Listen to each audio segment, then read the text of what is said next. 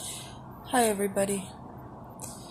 I wanted to talk today about how we can prevent um, cult think and how we could prevent brainwashing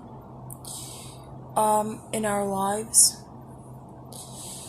and how we can prevent not only ourselves from getting brainwashed, but potentially warning other people in any way that we can about dangers of being brainwashed. And in my opinion, anybody is prone to brainwashing. It doesn't really matter how intellectual somebody may be at some point in their life. It doesn't matter how great somebody's life is. Anybody can fall into a cult. Anybody can fall into a religion that is toxic.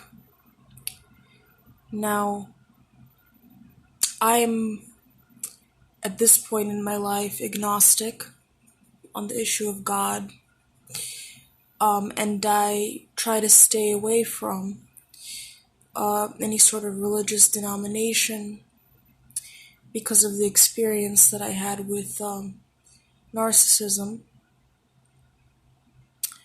Because to me, any sort of group where there are circumscribed rules of behavior that you have to follow, that if you don't follow, you feel a sense of shame from any group that tries to kind of monopolize the truth and tries to prove through rituals that other groups are inferior to it is dangerous, in my opinion.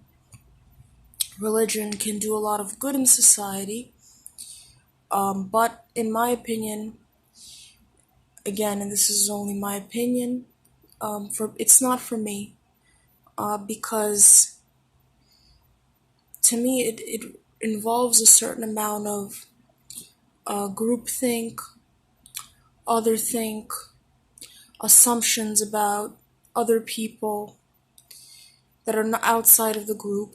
And at this point in my life, I just want to stay away from those sorts of patterns of thought. And that's just me. Now, back to discussion about brainwashing. How can we prevent it? How can we warn people? How can we take a stand against brainwashing? To me, personally, at this point in my life, when there's any sort of scapegoating of people, blame shifting, responsibility onto another person, that's already a bad sign, and already a sign that brainwashing is not too far away.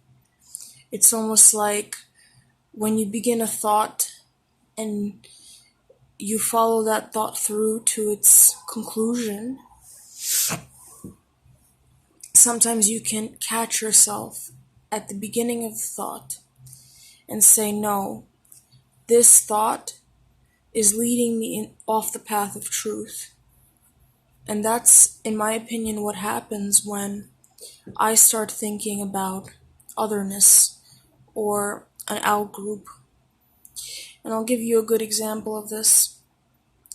As most of you know, or a lot of you do know, my heritage is from the Ukraine. And I recently, several years ago, I went to the Ukraine and I overheard a bunch of people talking badly about the United States. And they didn't know that I was American. And I overheard their conversation and I started to defend the United States And I got very angry and impassioned. And all of a sudden, I walked away from that conversation thinking that Ukrainians were backward. So in my mind, Ukrainians were backward and fascist. And mind you, I didn't differentiate between these particular Ukrainians and the rest of the Ukraine. So I scapegoated, I put my pain and my disappointment about the racism of these few people into like a little ball, and I threw this ball out onto the rest of the nation of the Ukraine. And so this is just one example of how easy it is to succumb to cult think. Once you invite some sort of brainwashing into your life, and in this case it was the idea that Americans are superior and that Ukrainians are fascists and we have a liberal society and they have a crappy, backward, fascist society. This is just one example from my life where I fell into the trap, the logical fallacy of thinking that because this group of Ukrainians was bashing the United States, then all Ukrainians were fascist and backward. And so I formed an otherness in my mind about the Ukrainians, and I started to identify more and more and more with my American roots. And this is precisely the sort of thinking that narcissists employ in order for their power to be consolidated within a group. There needs to be a scapegoat, there needs to be an other. And in order to deepen the trauma tie that they have with the people that they brainwashed or the person that they brainwashed, they have to hate on that one outsider or that one group of outsiders. That tightens the trauma bond for them. And that, to me, at least, is the genesis of evil. Because they humiliate the scapegoat, they stone the scapegoat in some cases, they put all of their sins, they wash themselves, they cleanse themselves of their sins by blaming the scapegoat. And so people within the group have this sense of moral, ethical, and ideological purity, that they are superior in some way to the outside world or the outside scapegoat. And basically, the whole point of this video is that you need to watch out for these sorts of thoughts that are percolating in your mind. If you ever find yourself blaming a third party and laughing at a third party or making fun of a third party, and if that bonds you to another person, then there is a problem with that situation.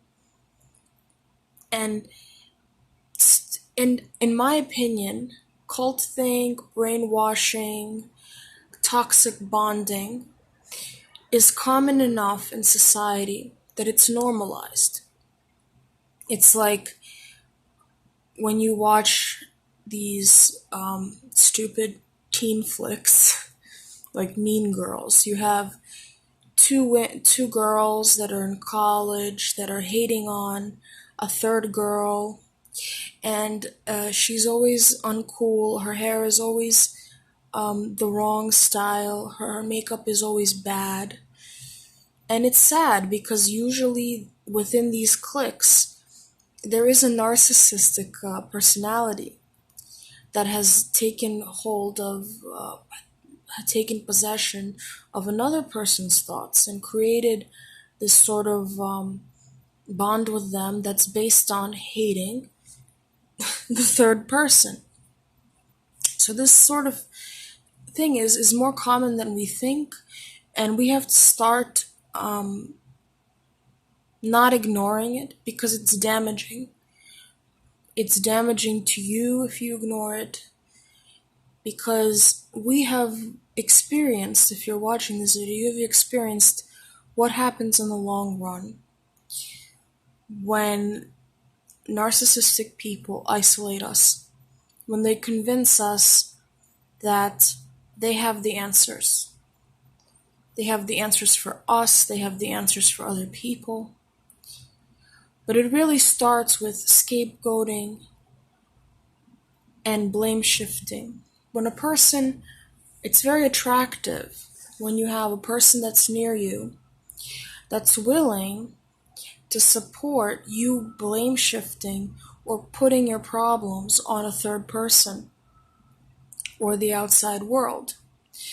Who wants to own their problems? Who wants to own their imperfections? And that's exactly what happens in the trauma bond, is that the narcissist convinces it's us against the world. You and I are perfect. You have imperfections, but they're because of this person, they're because of these people, they're because of this situation, they're because of this because you're this nationality and that nationality has robbed you of something. And so it all starts with you. You have a responsibility within your life not to fall into these traps anymore. Try to find fault within yourself in situations before you blame other people. The only exception to this, of course, is when you're in a trauma bond with a narcissist. Because to an extent, the narcissist has a lot of the blame for fooling you, for misleading you, and for lying to you. But since we've emerged from this experience, we have the tools to recognize how to not fall into the same mind traps as we did before. So if you're in a group and somebody is berating another person, it doesn't even matter if it's in a job and there's a hierarchy. Don't allow that to happen. Either comfort the person or point out what's happening. This is not always possible. People are afraid of losing their paychecks, and that's understandable. But even if you keep in mind that this is the beginning of the brainwashing of the collective, that is already valuable information for you in order to protect your mind from manipulation. So that's one of the main lessons, I think, that this experience imparts on us. The world doesn't have easy answers. If somebody's coming up to you and telling you that all of your failings, all of your misfortunes are a result of another person or another people or capitalism or socialism, be wary of that person. That person is not normal because it defeats logic. Life has no easy answers. There is no one single truth that is gonna alleviate all of your issues, all of your problems. The minute that you start thinking that is when you start getting into this ditch that you were in for a long time with a narcissist. No one philosophy will save you. Life consists of different moments. There are good moments and bad moments, and you have to take it all in stride and address it as it comes. Don't think that if you follow these rituals that are external to you, you will be safe. These are the sorts of things that put you into a a false feeling of safety that then disappoints you. I'm going to continue this.